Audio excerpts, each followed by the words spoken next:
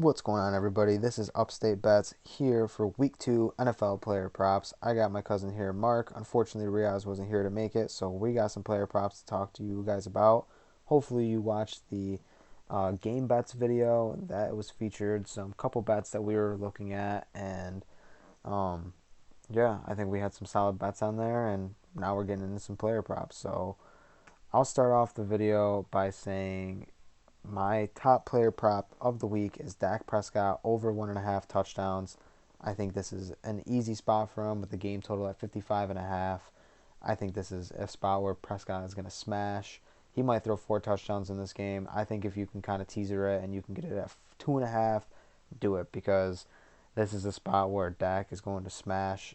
He is the offense, and I think he's got so many weapons around him. Even with the injury to Michael Gallup, I think Prescott over 1.5 touchdowns is my number one player prop of the week.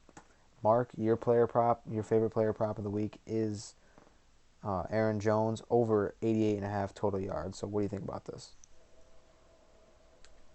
So I love Aaron Jones coming into this game because last week he didn't do that great. But if you look at the game, uh, the whole Packers team as a whole, they weren't running the ball. They weren't throwing the ball well. The defense didn't play well. And what history says for Aaron Jones against the Lions this week, he has 236 combined yards with 3 touchdowns. And for PPR leagues, if you're playing fantasy football, he's got 4 catches thrown in there too, so that's a plus. Um, anyway, I like Aaron Jones this week. The Lions gave up in 2020 to running backs 2,700 yards combined and 31 touchdowns.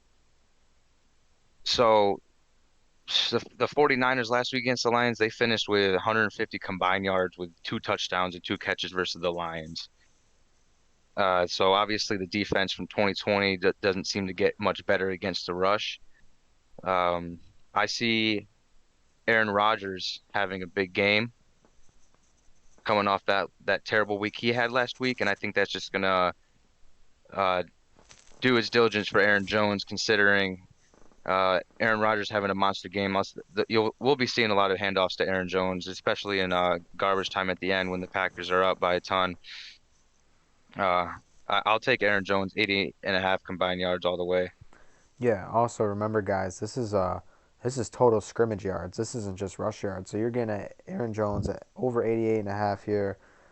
This is receiving yards um, and his rushing yards on the ground. So I think this is an awesome smash spot for Aaron Jones, especially when the Packers are going to be playing from ahead most of the game if the game script goes to plan. I mean, we've seen that the Lions can put up some points. There's no doubt about that. They might not be as horrible as we thought they were going to be. They might not win a ton of games, but they might be in a couple shootouts. So either way, shootout or not, Aaron Jones over 80.5 seems like a solid bet. My number two bet of the week here is Tyreek Hill over 91.5 receiving yards. Tyreek Hill in that first game went for over 180 receiving yards, and he just looked like he is not lost a step. I didn't think he was going to lose a step, but Mahomes is slinging it. That offense is insane.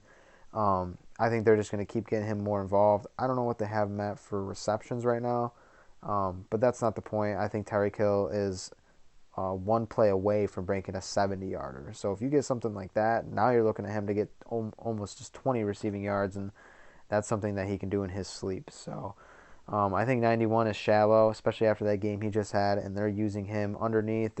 Obviously, he's over the top. He's one of the fastest players in the league, if not the fastest, and he is just an incredible wideout. So Mark, Tyreek Hill over 91.5. You think he's going to smash that or what? Oh, I think he kills that. I got Tyreek Hill. I have him 12 catches, 140 yards, 2 touchdowns. This is another week for Tyreek. Yeah, primetime Tyreek is something different as well. We can't forget that. And I think that they're going against the Ravens, and this is a spot where they just gave up mad points to the Raiders. And I think that this is, we watched Darren Waller go crazy against against that Baltimore secondary. So now this is a spot where Tyreek Hill is definitely going to smash. So I love this bet here. And Mark, this is a bet that you've been talking to me about. I'm definitely going to be punching in Nick Chubb over 17 and a half carries. Tell me what you think. So last week the Texans they uh they gave up some they didn't really give up much rushing yards considering uh the Jaguars they gave up the run game before it even started. They gave it up in the first half. That being said, they had 16 carries for 78 yards. Okay, the entire Jacksonville squad. And that's them behind by a lot, needing Trevor Lawrence to throw some Hail Marys down the field, and having Nick Chubb over 17 and a half carries. I'm taking that all day. Um, Trevor Lawrence isn't Baker Mayfield. The Jaguars aren't the Browns. Okay, Nick Chubb, I see Nick Chubb at 23 carries, 120 yards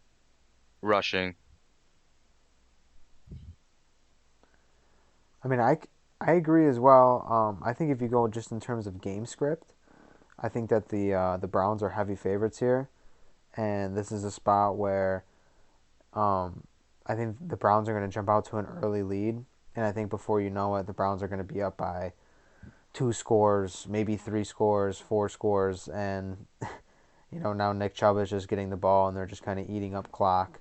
I think that's kind of what you're hoping for here. There's something about Nick Chubb that he always breaks away a big one.